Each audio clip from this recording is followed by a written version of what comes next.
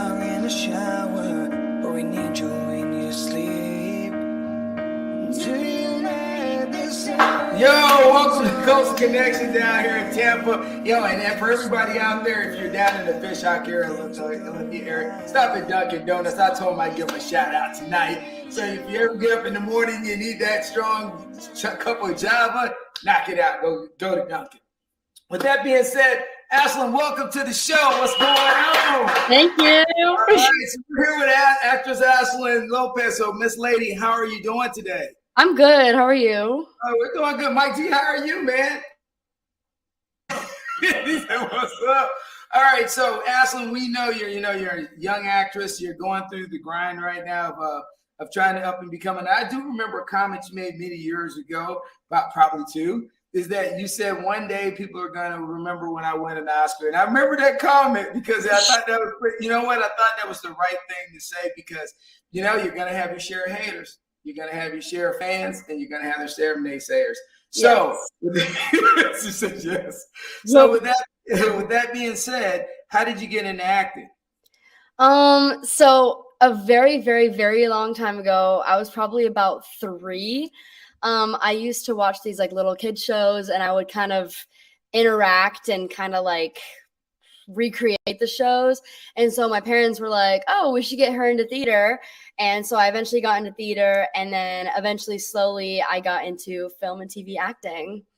All right, so what was your first role? My first role, I think, like an actual like big role would be I was Young Nadia on the Vampire Diaries. Oh, that's right. Hey, that was a popular show back in the day. Yes, I know. And I was so mad because when I was younger, I didn't want to actually watch the show. But now I'm like, it's going to be great. So were you a little vampire? Yes, I was a younger vampire. Hey, all right. At least it wasn't The Walking Dead. All right, so at least, hey. I would love to be on The Walking Dead. Don't even get me wrong. So here's the thing is since you started at such a young age and you pressed through these things, how has it kind of made you evolve as a person? Because you don't have a normal life like a normal, student or a normal kid. You're going to script reading, you're having to travel, you're having to be in and out of school, you're having to do all these different things that normal people don't do. So with the grind as a child being in an adult world, how is that working for you? I think that one thing is just that, I never went to middle school. I was homeschooled for middle school. So it was hard kind of when I went into high school because I didn't have as many friends as everyone else, but I think It was still good because I was able to create those connections. And then also just like being in a professional world at such a young age and knowing what I want to do, it's just been really helpful because, I know a lot of people that don't know what they want to do. And I'm like, I know what I want to do and I'm going to do it. Right. Oh yeah. And that's one of the focal points of being as a child actress, looking at what you want to do and then you realize what your profession is. So, here's the thing is though, do you have an agent? How do you find your parts? I mean, because how many auditions do you have on a regular basis do you have to go to? Okay. It depends on how old you are. So probably I would say from the ages of like 8 to 12, you have a bunch of auditions. So I would have at least like probably 5 auditions a month. And when COVID came around, it was a lot easier to do self-tape auditions because it's all everyone was doing. So since I don't live in LA, it was kind of harder for me to get those opportunities until, being taped was more of the thing. Right. I do have a manager. So he'll email me and be like, hey, here's an audition that came in. Do you want to do it? And I'll be like, yes, I do. And then I set up my little background and I memorize the lines, do the tape, send it in. And then we're off, and that's pretty much how it works. Yeah, we talked to Lena Ann Delaney, who was an actress in the remake, and she talked about the COVID times, and that was like one of our first shows. And she talked about her and her husband. They're both actors and actresses, and they had to do the video. What do you guys call it? Audition tapes. Audition tapes. She said, and she's over. So she's over 40. She's like early 50s. So she was like, it was a hot mess for her because she was like all this technology, having to learn how to do it and having to be set up. So do you have somebody helping you set up for your auditions back when it was COVID, or did you just like wing it? No, okay. Well, yes. So basically, I have been doing tapes for such a long time that it was literally nothing new to me. Like, I would always send audition tapes to LA when I was younger, since I didn't live there. I mean, I would go out there sometimes, but most of the time we'd send in tapes. So actually, my mom helps me. My mom has been my coach forever, and she's always doing what needs to be done. She's always getting on me, being like, girl, you cannot go hang. You got to do your lines. So I was like, all right. And then she would tape me. She would help me set it up. She would edit it, send it. She does it all. It's like barely anything that I do. All right. Go ahead, Mike. So I got a question. Do you have to remember all these lines? Because I'm seeing some clips here. I'm like, so is it just step by step, or do you have to remember the lines, or you got to, how many times do you have to go through it? Yeah, so it depends on the scene, and it depends on like what I'm doing. So if I'm doing a comedy, usually it's pretty easy for me to memorize the lines if it's my sense of humor, because it's like, oh, this is a joke that I would make. And sometimes you don't even have to fully remember the lines if you're able to improv. So sometimes casting directors like improv better. So they're like, here, this is kind of like what we're doing, but just make up your own stuff. So that's really fun to do. But most of the time it's just normal lines. So I probably go through it about 10 or 12 times. Yeah, because I have to remember it. So usually the night before, I like super like hardcore grind on it. And then the next morning I usually film it. And you can, if you mess up, you just do it again. So you also are memorizing it that way as well. As you go. Okay. Yeah. And then after that, it's all the equipment, and so you get hot and all the lights hit you and all that stuff. Yes, and because I have to turn my ceiling fan off, and I get hot super easily, so I'll turn my ceiling fan off, and in between takes, I'll be like, we got to turn this back on because it is too hot in here. And I've got ring lights and all that stuff. It gets too hot in here. I'm serious. Yeah. No, that's cool, because I've seen this. I'm like, well, how does she know all these lines? Because honestly, I don't know too many actors, so I'm gonna ask the questions. How do they know the lines? Does it get hot? You're there all day. Yes, and especially when you're doing emotional scenes, like you can only do them so many times, and also because you start to look really nasty after you do a big crying scene 5 times. So sometimes you have to go freshen up, and you're like, True. Vince, what's up? Good. I was just listening. So let's talk about authenticity, because that's a part of acting. And, Kevin Hart, we watch, and you said the improv piece. And that, honestly, I think when you watch a lot of The Rock, Kevin Hart back, behind the scenes and stuff, you see how many times there's gaps, or even in the horror movies, if you ever get to see the behind the scenes mess ups or whatever. So when you're talking about trying to bring the authenticity, to the set, how do you get yourself up for that? Because it's really ironic when you find somebody in a movie and they're able to emotionally be right on cue. And I ask myself all the time, how the heck do they get to that level of, for the movie at that point? And they probably were on their 3rd or 4th take of that thing. So on the emotional side, how do you get there? And how do you wrap yourself up for those moments? I think, well, okay, for me, it's pretty easy to separate this fake script they're filming me versus my real life. So to get myself upset, usually I have to take something from my real life, and it could have nothing to do with what the script is saying, but I'm like, okay, I have to cry this certain amount, or it's like I almost have to get there. So I think of something in my life that would either almost get me there or fully get me there, and then I kind of like just say the lines on the paper while I'm emotionally in this other area. And then it's super easy. Sometimes it's really hard for people to come out of that. For me, especially, it helps when there's really, really great people on set. So it's like the crew or the other actors that like in between takes, they're like joking around. And it's like, to get out of that headspace for a second before you have to just go back into it. Because it can be very emotionally draining, crying for so long. So you do have to take breaks in between, but that's just how I personally do it. So what's your thought? Whoa, Mike, whoa. All right, what movie was that? Hold on, what was that? I'm pretty sure that was a movie called Mr. Thursday or something Thursday. That one was really fun because I got to have blood all over me and stuff. Was it a scary movie? Yeah, it was a scary movie. Yep. Oh Lord.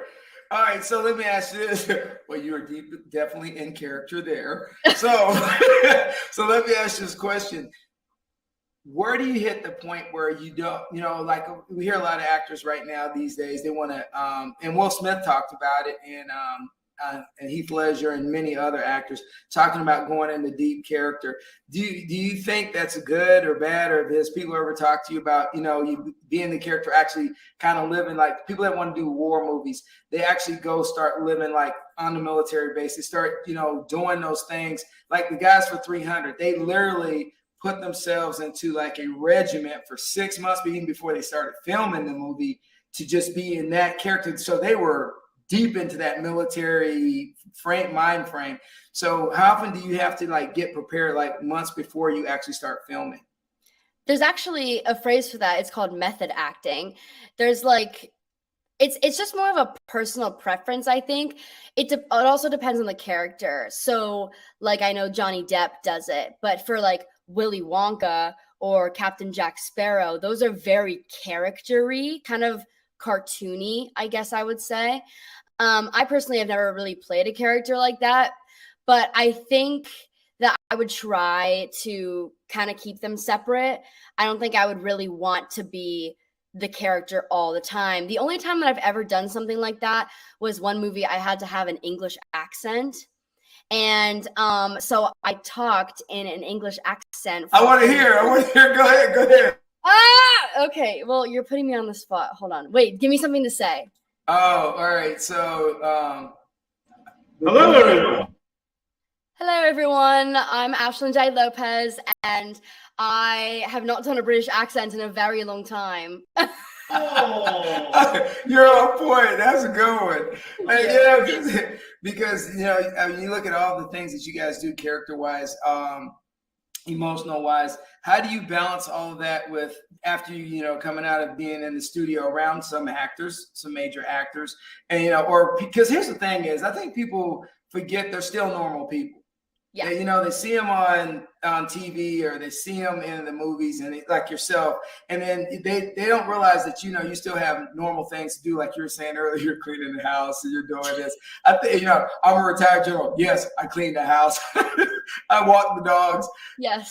So why do people sometimes get this misconception that you guys don't have normal lives? I think it's just because people see, like, you're sitting in your living room on the couch, and then you're seeing these people on TV, and that's the only place that you've ever seen these people. And so I think that some people it doesn't really click in their mind that, oh, this person goes to sleep. Oh, this person does this and this and this. They're not only covered in blood with a teddy bear in their hand. You know what I'm saying? It's like, that's just, I don't know. And I feel like, me personally, I have an Instagram and I have a TikTok. I have social media that I try to be, I don't know, I guess normal. I don't know. Like, I just post whatever I want to post, whatever I'm doing. I could have no makeup on and just post a selfie.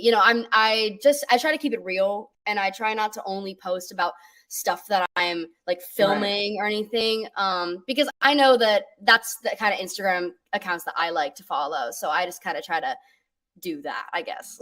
Well, I appreciate the fact that you do your own Instagram account, because you can hire people. I have a good friend, he hired somebody to do his, so it's not authentic, so, and then and so every time he yells, "You don't ever hit me up." Well, I don't hit you up because it's not you.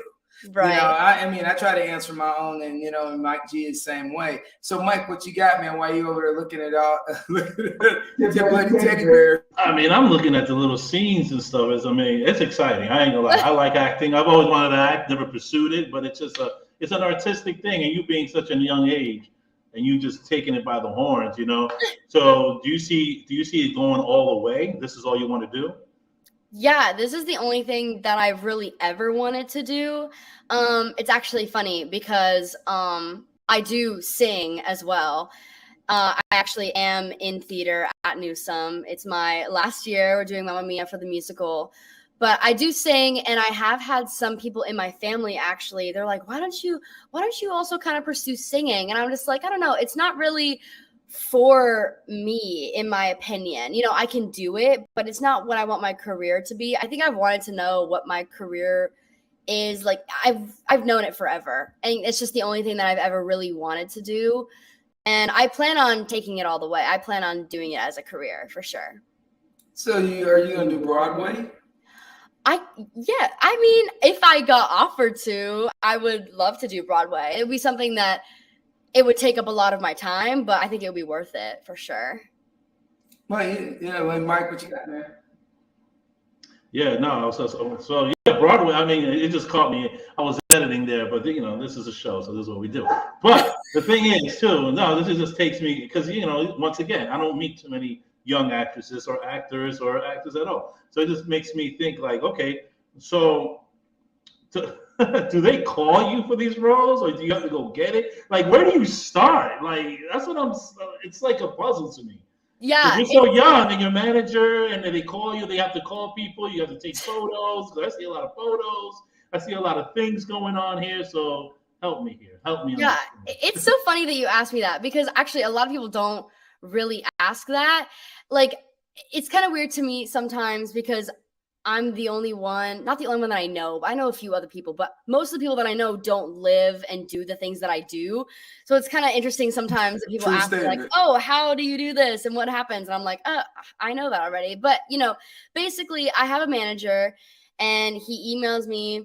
And if you get to a point that you're a big enough actor, they usually will be like, if I'm The Rock, they're going to be like, hey, please be in my movie. He's not going to audition for things. Right, they're going to offer it to him. Yeah, they offer it to big actors like that. Usually they get offers. But in order to get to that point, you do have to really work. And it's not as easy as everyone kind of thinks it is. Like, it's not like, oh, you send an audition, you book the part, you go film, you're done. You audition, you hope for a callback. If you get a callback, then you hope for a second and a third and a fourth callback. Then after those callbacks, you meet the director and the producers. You hope to get past that point. Once you get past that point, you do a read with all the other actors that they are looking at. Then you can get past that point and possibly book the role. So it's a lot more steps than what you think.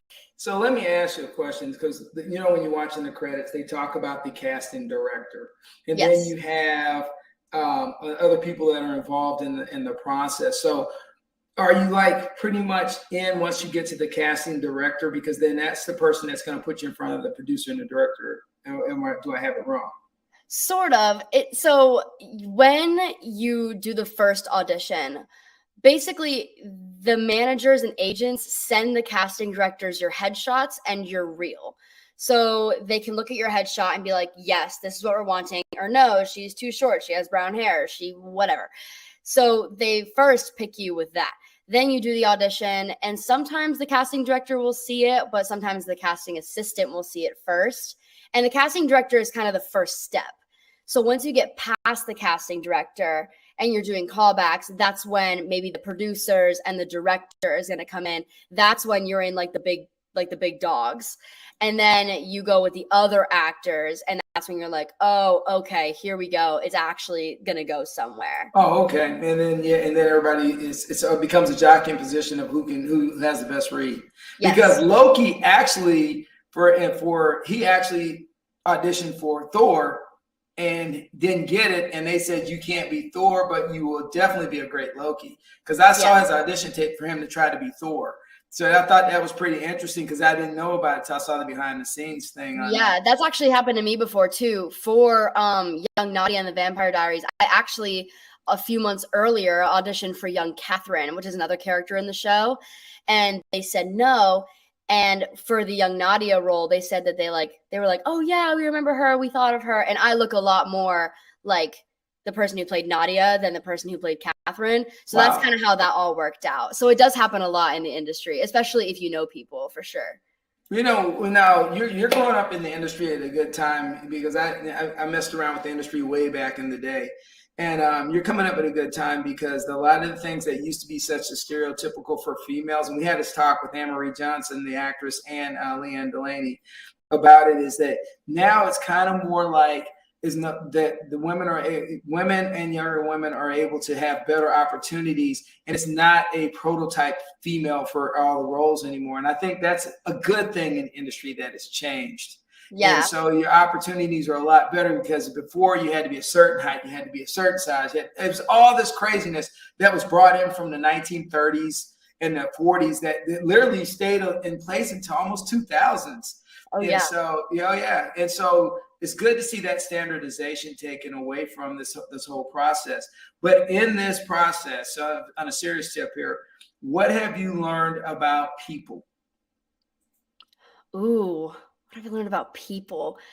I've learned that there are a ton of good people, and I've learned that there are some people who aren't going to be as great. That's right. I like the political answer. Go ahead. You're not going to be as great, but you're going to run into that literally in any profession that you do and anywhere that you go. It doesn't matter where you are. There's going to be people that are hating. There's going to be people that think you can't do it, and you just got to show them that you can do it, and you got to work hard.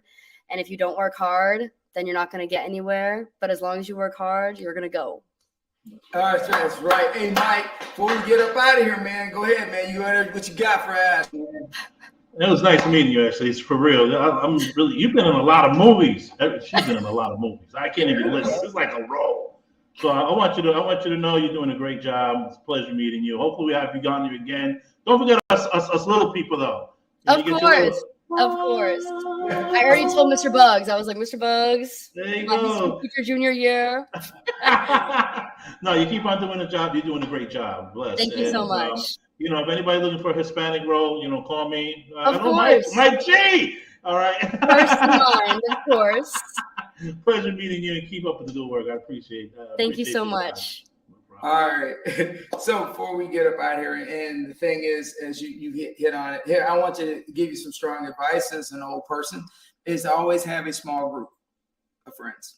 And normally it's going to start with your parents, but eventually you're going to morph as you get older into other people. But just remember, everybody that's around you is not there for your best interest. And so pick wisely, pick smartly, and be very picky. Of course. That's the best advice I can give. So if you wanted to give anybody any advice in this time you've been on the planet, and if you've lived through all these dreams you've already started, what advice would you give someone that was thinking about going into acting, or just advice in general about self-motivation? I would say definitely never give up. There's going to be 100 no's before there's a yes, and it has absolutely nothing to do with you. Like, sometimes they're gonna just want a blonde in the end. That's just how it is, and it's nothing to do with you personally. And everyone's great. Love everyone. That's just my advice. That's your advice. Hey, just love everybody. Love everyone. Keep it rolling. And Yes. So let me ask you a question before we get out of here. Really, on your studies, all right? So me and you always gone back and forth, but now I got you on film. So we're going to ask, seriously, how do you really try to manage the expectation? Because here's the thing, and I understood because I ran that game a little bit. But how does that work with pretty much other teachers and professors? Because some people get to a point where they're like, well, that's not school's not your priority, or this is not your priority. But you know what? And I always say this: yeah, school is a priority. However, there is a thing about a career. And the thing is, your career started before you got out of high school. So with that being said, how do you kind of navigate those personalities and, kind of your workload? Well, so far I've actually had people who are pretty understanding, which has been great. I haven't really had to fully, I haven't really had to fully explain it. My first grade teacher was not very understanding, but that's a different story. But normally, especially in high school, it's been a lot easier because it's this is the career that I'm doing. This is it's definitely super career based, obviously.